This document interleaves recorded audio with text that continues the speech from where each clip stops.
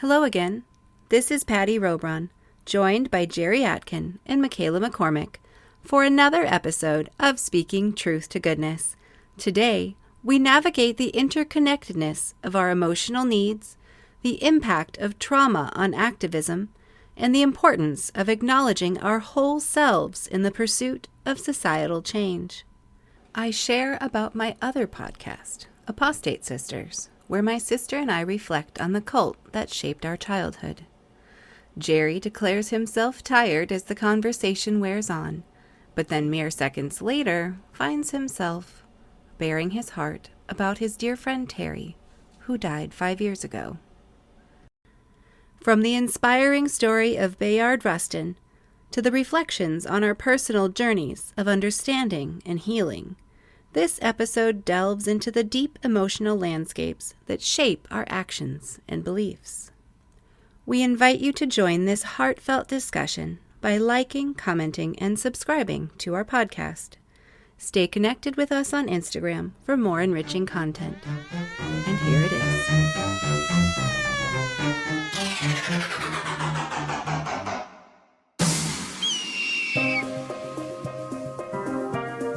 Individual emotional needs and understanding that covers all people.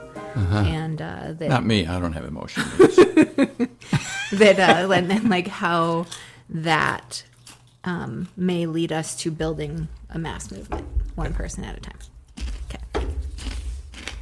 And we'll get to that question. What does this look like? And we need another word than mass. Yeah, mass this has a connotation of a lump of something.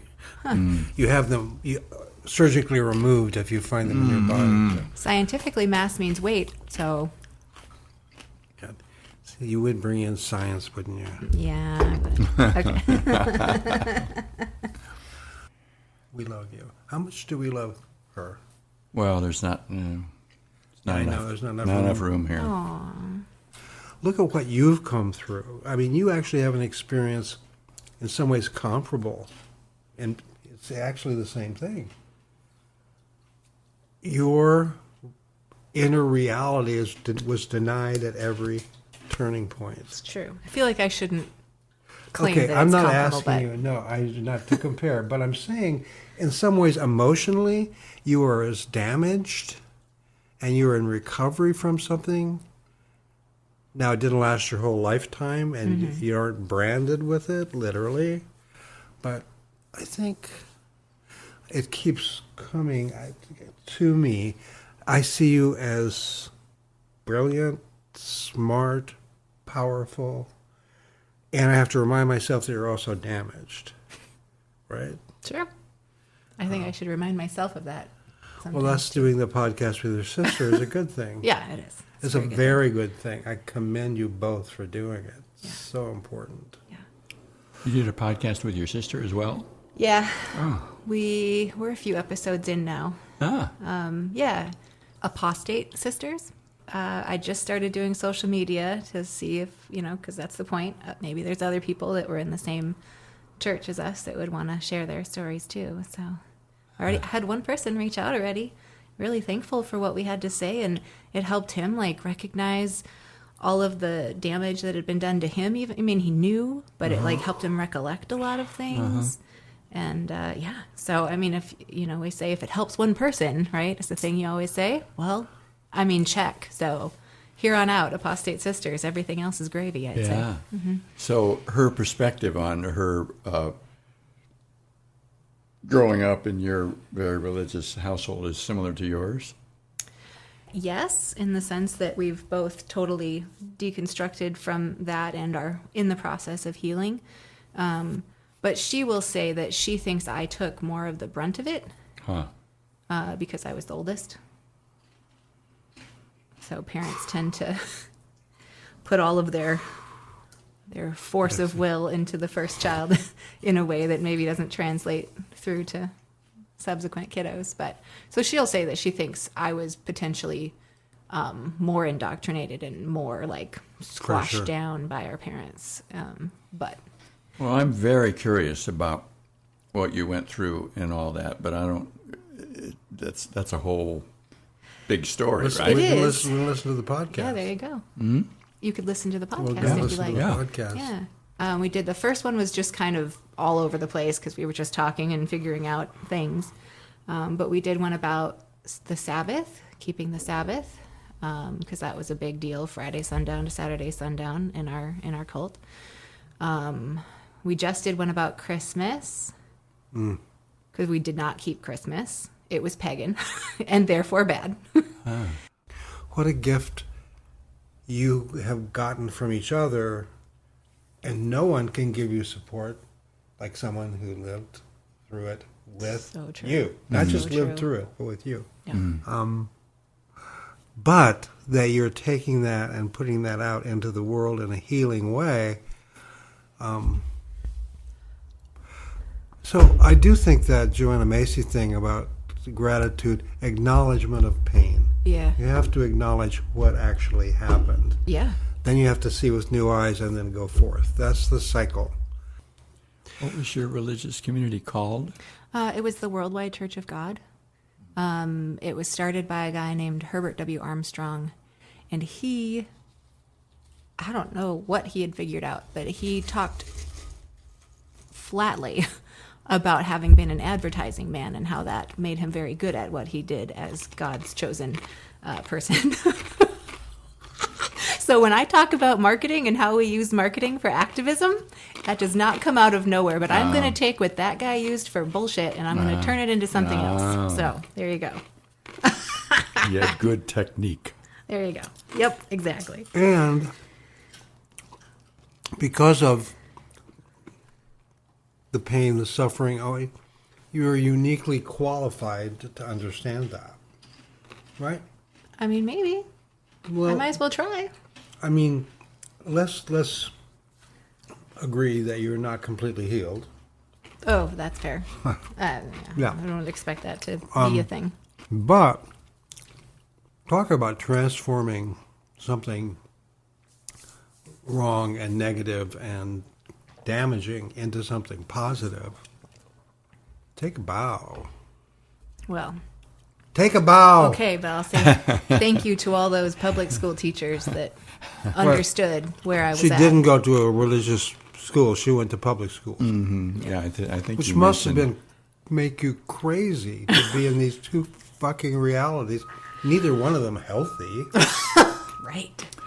But I think you referred to going to public school in our first conversation as something that saved you, helped save you. I mean, that's the only way I can contextualize it now. And then I think my parents didn't realize how much the information taught in public school had changed since the 50s when they were in school. And so they never specifically tried to counteract that. And I don't know, I think I did always kind of hold science a little higher in my head. And well, I mean, I guess think about the number of hours I was at school versus the hours I was at church. So it makes sense.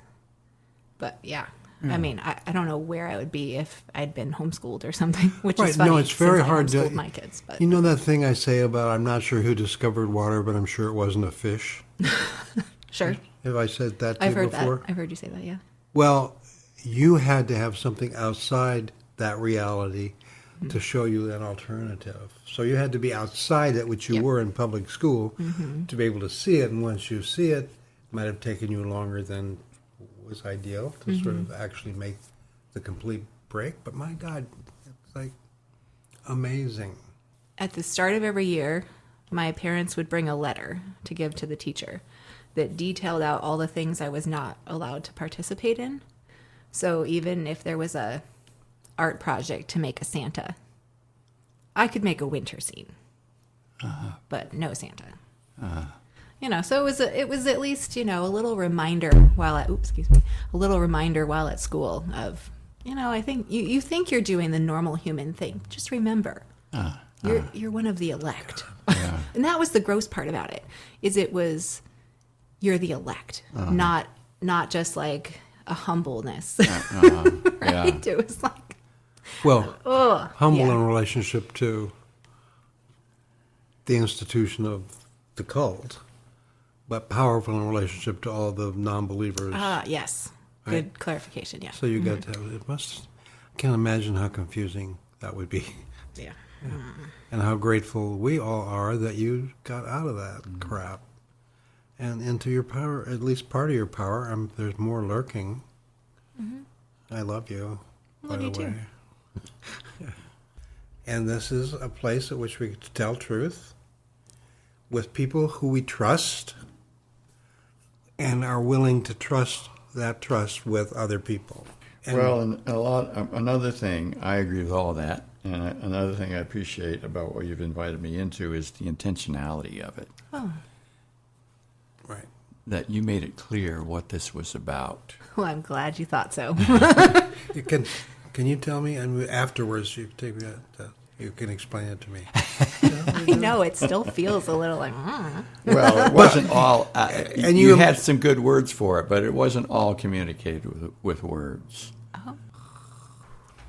Yeah, so for this last little bit of today's session, I thought it'd be great if we could bring in a conversation about all of our human emotional needs and how that really is at the base of anything we want to do when it comes to a mass unified movement. Yeah? Uh-huh. And where I'm coming from with this is based on the idea that unhealed people who are carrying around all of their traumas kind of without understanding that they need to be interacting with those traumas and bringing those traumas out into the light.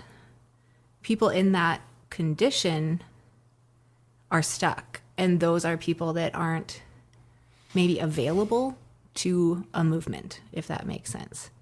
Right? They've effectively been taken by their trauma out of the pool of human resources that we could be partnering with in our effort to build something better. And so I think if we want to go all the way down to where we need to start, it's with the emotional state of each and every person. Mm-hmm. And that feels fucking huge and almost impossible. But we realize it's all person to person, and we see another person, and we make sure they know they're seen and that they're okay. If they know they're okay exactly as they are, those traumas can feel safer to come out and get a hug. Yeah. Yes. You know? Because we bury the burying, like our white supremacy, we bury that. We do the same thing with our traumas because we've been told for so long it's not okay that we did that thing wrong, or that happened. Or that happened to us. That makes us wrong too, and that is such bullshit. And getting to the point where we can get it down to each person's human emotional needs, I think is where it's at. I don't follow the Bible, but if there was anything I would call a Bible, it's probably this list. Our list was too long. I couldn't deal with it. It's a list of human emotional needs. I can put the link in the description of this episode. When these emotional needs are not met, our hidden selves will be so distraught by these needs not being met that, unbidden by us, darker parts of ourselves will reach out and try to meet that need. And it's usually when it's unaware like that, the way we try to meet that need is usually in an unhealthy way that causes harm to others. So I'll just read some of the words here. So all humans need to feel accepted, admired, challenged, confident, competent, free, forgiving, helpful, listened to, noticed, productive, relaxed, safe. I think that one's pretty big. Significant, supported, understood. So now imagine times that you haven't felt those things. Uh-huh. Right? Am I the only one that I'm so, I'm ready to jump out of my skin from this list, honestly. Is that why you're twisting and waving your arms? Yes! Yes, it is. So I say that just because to me, that indicates the depth of your feeling about these things. Yes. This is not an abstract intellectual exercise. This is what I'm telling you. It's in my body, but I'm trying to bring it out in words. But words, even though this is words, it is coming out of your body. Not where anyone on any listeners can the tell. The podcast won't, but it's like. So here's what I take from that. It's like we give very little airtime to our emotional needs, except the very superficial ones. Yeah. In my mind, it has to start there, because there has to be some feeling of being appreciated, some of those things, loved and cared about. And I have that experience, Patti, is that doing that, things happen. If you just do that first step, people are freed in certain ways to be who they are, and to at least take in that energy of acceptance that's implicit in being in the world, completely in the world, present in a radical way. Look, okay, let me just run very quickly that I think we're animals. I don't think we're rational beings. And we have animal needs. And that's not in a pejorative sense at all. It's like we need to feel loved and accepted. We need to be warm when it's cold. We need to be fed. And that includes emotionally as the Homo sapiens that we apparently are. Not very sapient right now, but I guess there are parts of the society, the healers in the society, who actually acknowledge that reality and carry that sense of there are deep unmet needs, and that having a need is not a bad thing, and having it not met is fairly predictable in this historical moment when the family is broken, the community is broken, it's fragmented, and it makes it really, really difficult. But we start there. Can I chime in here? Please. I know you didn't put it out this way, Patti, but I want to be clear. I want us to be clear that getting one's emotional needs met is not a binary process or state of being. Great point. And I'll use myself as an example. I shared with you earlier that I was outed and completely shut down as a gay transgender person at the age of 5. That was huge. It shut down a huge part of me. I didn't know that I recognized that at the time. I just knew that I could not be much of who I was from then on. At 5. But that did not stop me from developing other parts of myself. I became a good student. I learned to sing really well. I learned how to make friends very easily and in deep, connecting ways. And I did all that before I got into my mid-20s, when I started reclaiming my sexuality and my gender.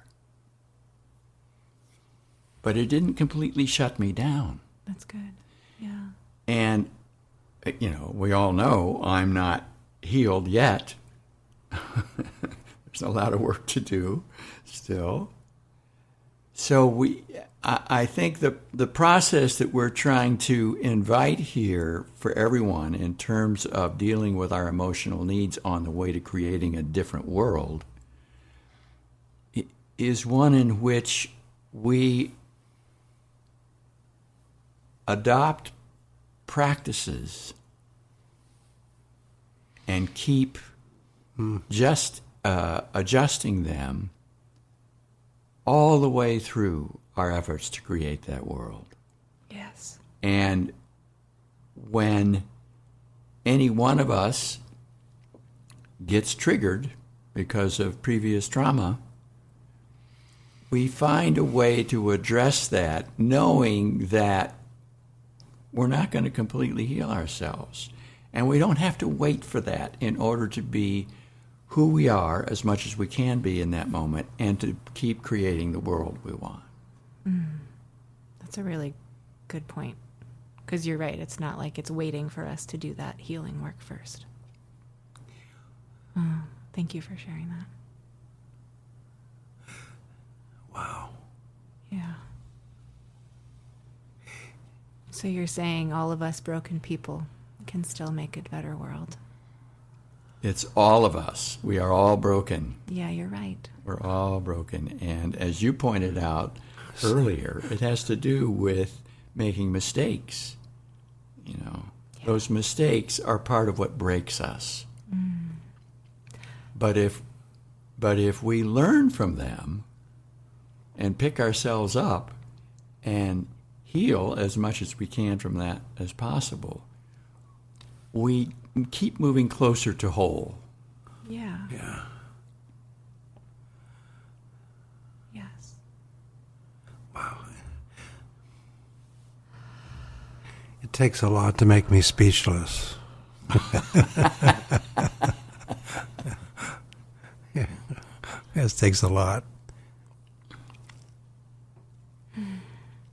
So I shared with you earlier the story of the Native American man that I was in the Poor People's Campaign with, and who a group of us white folks told him he had to leave. He's probably one of the most damaged people I've known in my life. And yet at another level, and particularly at a spiritual level, he was highly functional. He knew his agenda, and he knew how that connected to what needed to happen in the world, particularly how his people, Native Americans, could contribute to creating the world that we want.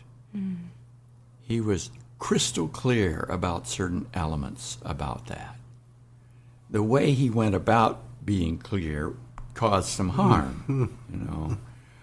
But he had a lot to contribute, and it's the reason that I am still questioning myself today about the rightness of what we did with him.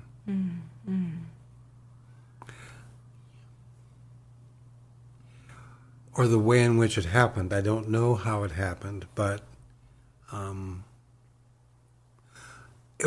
think it would take a lot of whatever cultural humility, whatever, to realize that it was incumbent upon white people, alpha predators, to create a safe space for that process.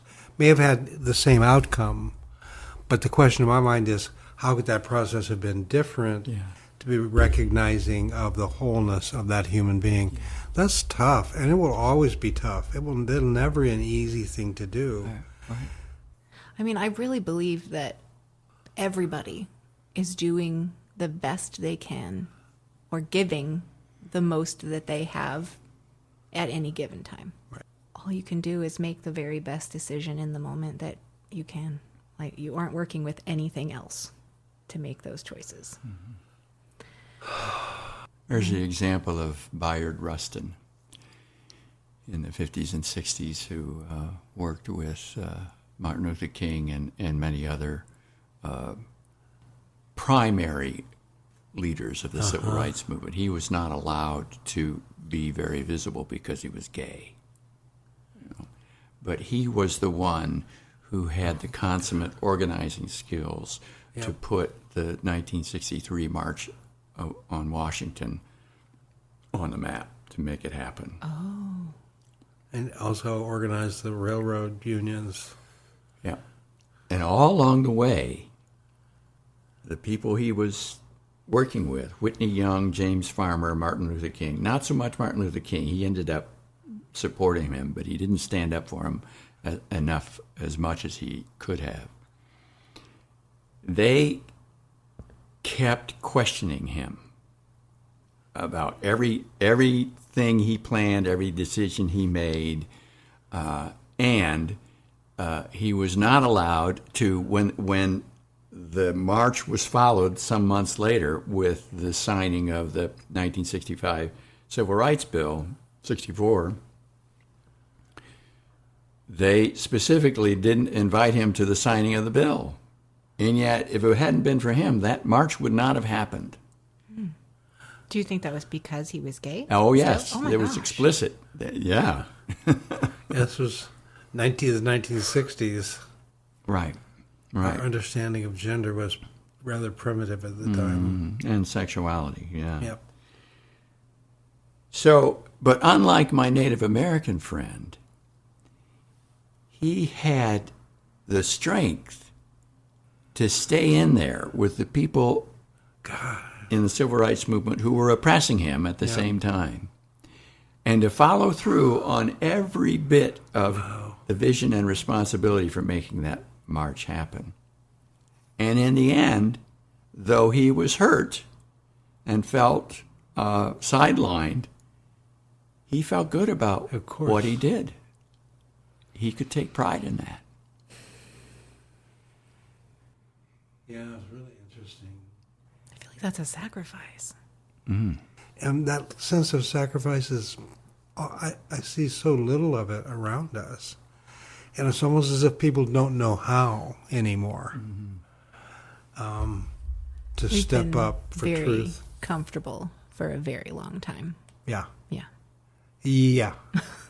It's sort of the smell of rotting flesh does permeate our environment as we sit and dissolve in our own privilege, but I'm not sure. Well, I have an answer to that, Okay. Which is that the pain and the price that people paid in that movement was more concrete than it is now. People were getting murdered because they were fighting for the right to vote or the right to sit at a lunch counter or the right to go to a school. Holy fuck. And unfortunately, that's part of what needs to happen for people to develop the pluck to do what Bayard and many others did, is to just keep going out and doing the work and demanding the right thing. And since then, I think our culture, for the majority of us, mostly white, middle class, heterosexual, straight people, and men in particular, have gotten too comfortable. And even though we have had other movements and successes, the price that we've paid for that hasn't been as high as it was for black people in the 50s and 60s. Or indigenous people forever. Or indigenous people forever, yeah. God. We haven't had the murders like what the Osage suffered, Not in the same targeted way. We have plenty of violence and murders, but it's spread across a broader part of the population, so that we can make the argument that, well, it's not just those people who are suffering. Mm-hmm.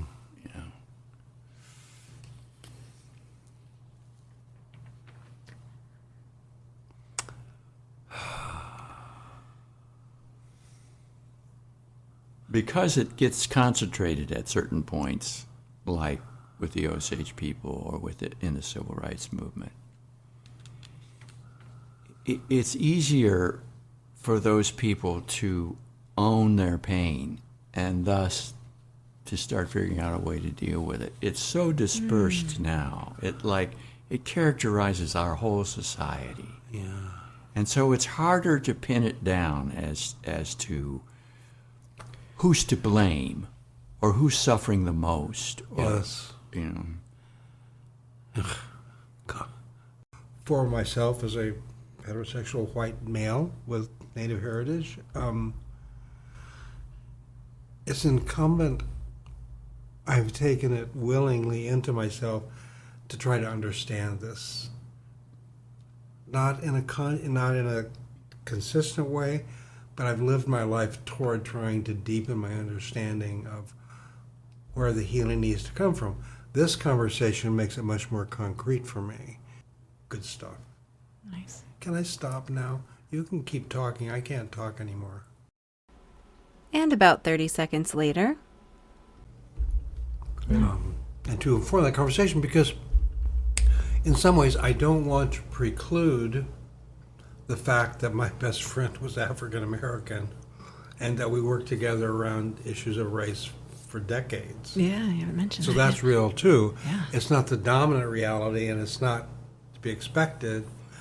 But the thing is, how did that friendship get built? Well, he started out as an intern at our nonprofit and then stayed to do this work with Lee. And true story is he started coming over late at night and sometimes sleeping on the couch, which I didn't quite understand. And so I said, "Why are you here?" One day I said, "Terry," because Lee knew him then and I didn't. Why are you here exactly?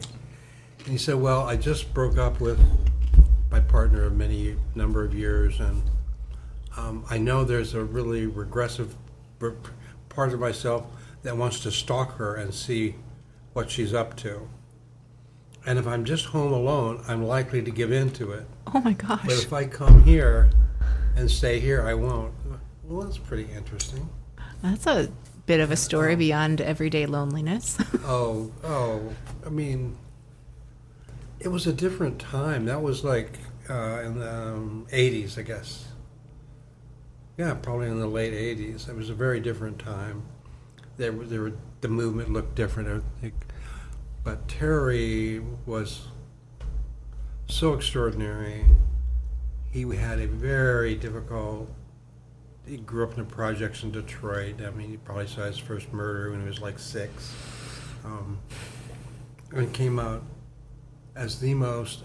He would practice that listening thing that we talk about intuitively, and he was adored. He taught the psychology of race at the community college in Oakland. Oh, cool. Which became somewhat legendary as another dyslexic person who had great difficulty filing his reports and keeping track of that shit. Anyway, Terry's story is lovely, lovely, lovely, lovely, lovely. And again, I think I have an inherent cultural humility for whatever reason. Africa deepened that a lot. So Terry invited me into a group of men of color that he was forming, and I was in that for five years. But everywhere he went, like my grandkids adore him. They probably saw him 4 or 5 times. He'd come by for a meal or something. God, what a humility. So he died 3 years before Lee did, pancreatic cancer. And that's wrong. At least one of my pontoons should have stuck around so the catamaran doesn't tip over. So I think what we're doing is stunning and beautiful. And your contribution to it is, but we're dull. You put the 3 of us together, I don't think we're dull anymore.